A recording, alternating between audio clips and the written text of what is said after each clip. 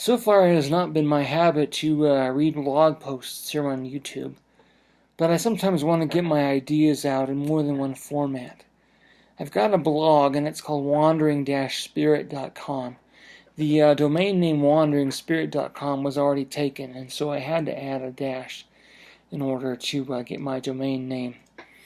Now, I just had this thought recently. I've been dealing with a dog for quite some time, and I thought, well, the Miniature Schnauzer would be a very good dog for a practicing Buddhist and anyone else wanting to cultivate virtue. So I first wrote the blog post, and then I put it on Facebook. Strangely, some people on Facebook actually want to read and follow my lengthy essay posts, which is quite surprising to me. I guess a few people on Facebook still have a really good attention span. So I'm going to do my best to read for you this post here on camera, although to be honest, I have had very little practice doing so, and I might stumble a little bit. The stumbling is not due to my writing, which I'm used to doing and I've been working on pretty seriously since 2009, but speaking on camera is not natural for me, so I'm just going to do my best. Okay, here we go. I'm going to pause just a second. If you hear any noise, it's just the creaking of my mouse as I'm scrolling down the wheel so I can read more of my blog post.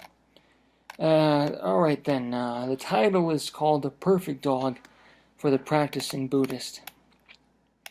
And this, by the way, applies not only to Buddhists, but any miniature Schnauzer owners and people in general who are really serious about working on themselves. I don't really necessarily include myself in that category, though, since I have difficulty working on myself. But at least I'm putting forth some effort. Okay, then. So, the perfect dog for the practicing Buddhist. Buddhism, virtue, and dogs. Although I have studied enough Buddhism to determine that I am not a Buddhist, I still think about Buddhism sometimes. I have come to the conclusion that the Miniature Schnauzer, although I am not Buddhist, I do own one of these dogs.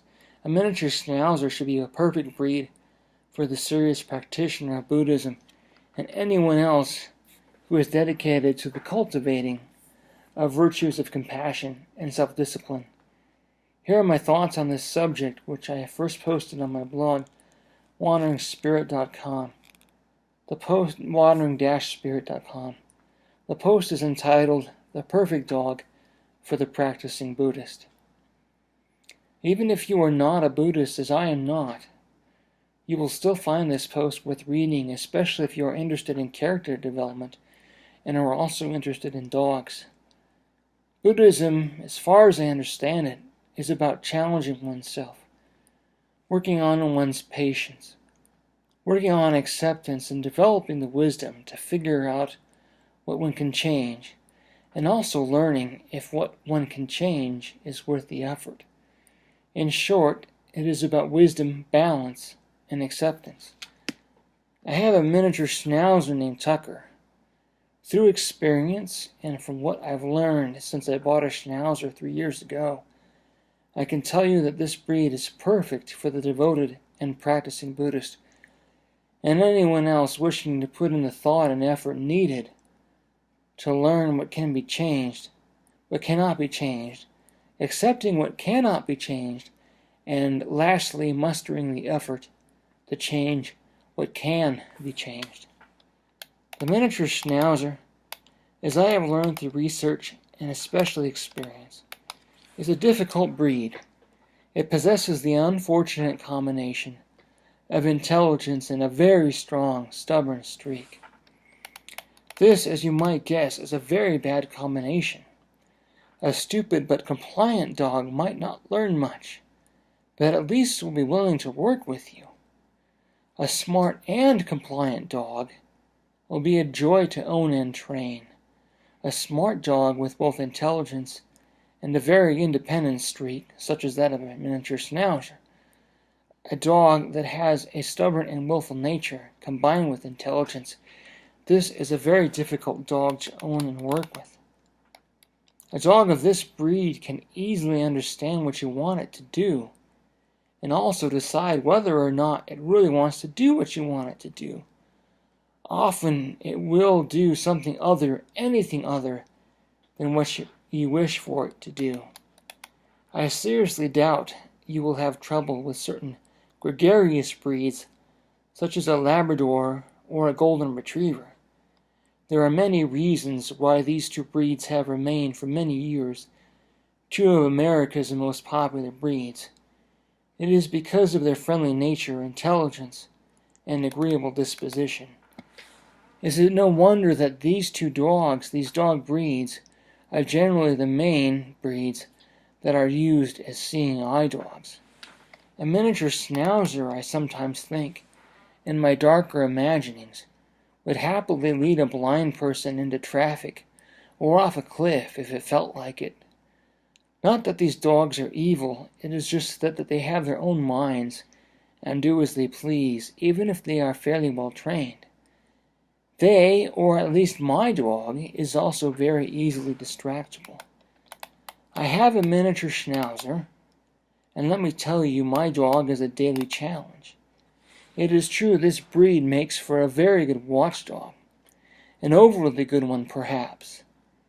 Any stir of the branches of our spruce tree, any stir of the branches by the wind, perhaps any fluctuation in temperature, and good old Tucker, our 3-year-old Schnauzer, will bark like he has lost his mind. Any flurry of activity by our woodland denizens, the gray fox squirrel, commonly found in Boise, will send Tucker into a state of conniption. This is especially fun for people like myself, who need to sleep well into the morning, or even into the early afternoon in order to get enough rest. The people who I live with are usually kind and attentive enough to leave the blinds closed until I awake, so that my slumber will not be disturbed by a frantically and ecstatically barking little dog. He doesn't need visual stimulation, though.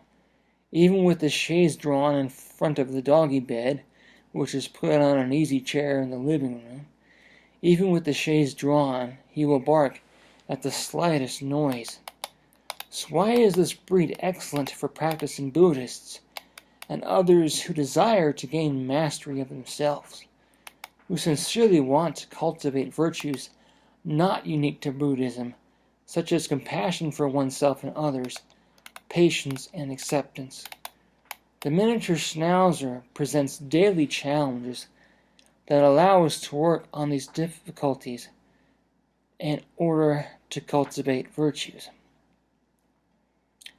There are some Schnauzer owners who, regardless of whether or not they are Buddhist, possess a kind and above all patient temperament that enables them to naturally have the fortitude to effectively train this breed. A few Schnauzer owners might even find such process to be fairly easy, though I doubt it. As for the rest of us, caring for and training a miniature Schnauzer is not an easy task. These dogs are very willful, stubborn, and difficult. It takes quite an effort and a goodly amount of incentive training, usually using treats, that's incentive training. Blueberries are very effective and not very expensive. Using this form of training to get this little breed to even play fetch. 4 retrievals of his most beloved toy, and a little doggy has lost interest. After 4 times of fetching and bringing back a toy, he wanders off. Getting this dog, should it have a perch near the front window, not to bark at a mail carrier, a UPS driver, anyone who wanders into our cul-de-sac by mistake, an errant squirrel, or even a branch of a tree that has the audacity to move a few inches in any direction whenever the slightest breeze blows will be practically impossible. He will bark at anything. I, as of yet, do not know how to train this nature to bark out of a dog. Schnauzers, the only terrier breed not from England, have been bred to be watchdogs, but they are so overexcited that they will bark at noises or other stimulation that no human can ever perceive. Not only that, but they are difficult on walks, and will be ornery when the owners change walking routes, will initiate conflicts with their other dogs, both large and small, even if these dogs are on a leash and across a wide street. And these schnauzers will even lie down or put their paws over a leash if they are not happy about where they are led. They also, as far as I can tell, don't seem to get along with other dogs, except that they somehow recognize other dogs of their own breed. I have 8 times taken my dog to a park specifically designed for small dogs.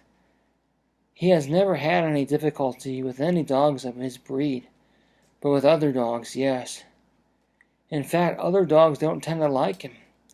4 out of the 8 times I have taken Tucker to a park for small dogs, other dogs have singled him out. It takes only one little dog charging after him to lead a wake of other dogs, a parade of other dogs in its wake. Perhaps other dogs can sense that schnauzers are difficult, and that is why schnauzers are targeted. Perhaps not. Perhaps it is only my dog. I don't know. It does seem that a few of the other schnauzers in the dog park get along with the others, but perhaps those other schnauzers have been brought to the dog parks many times in the past, and my dog is still new and therefore low on the pecking order.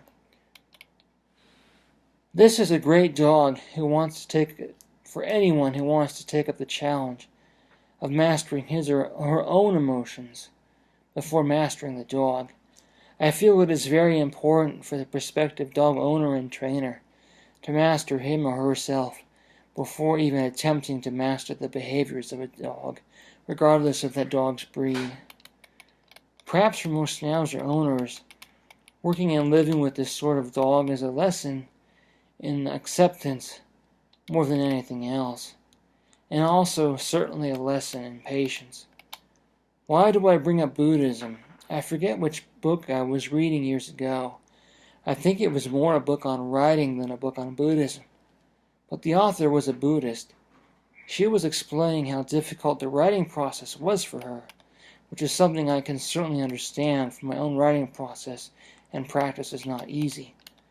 And her Buddhist instructor told her, quote, "Let your writing be your practice," unquote. For those of you unfamiliar with Buddhism, let me say that being a practicing Buddhist is not easy. One must challenge oneself, for without challenge, without struggle, there can be no practice, no progress. I think this is true of life in general, and Schnauzers certainly present lots of challenges.